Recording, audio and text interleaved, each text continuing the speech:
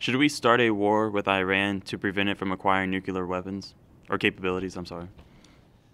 Well, I don't think we would need to start a war with Iran to stop them from acquiring nuclear weapons. I mean, we could probably take care of that overnight if we ever decided to do it. We could do that fairly quickly. So now I'm not in favor of going to war with Iran.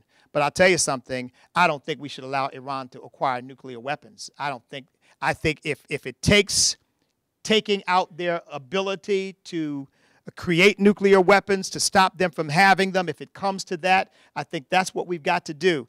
But let me add this. I think if we had an administration that was clear and courageous and confident and made plain to them, you will not be allowed to do this. Now, you can continue to march down that road, but it will end in tragedy for you.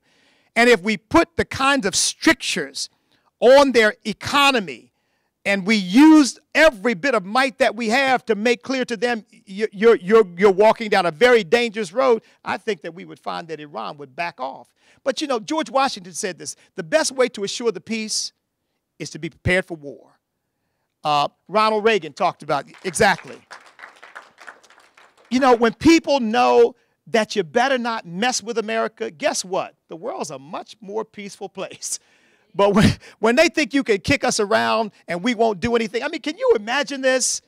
They get our drone, we write them a letter. Would you mind sending it back? And my understanding is they say, we'll send you back a replica. I mean, and we were told we're now going to be respected in the world. We're a joke. We're a joke in the world now. And I think that if we weren't, if we had a Ronald Reagan who was willing to stare down our adversaries and say, you know, if you push us enough, you're not going to like the consequences, we wouldn't have to push but so far. And we wouldn't probably have to consider war.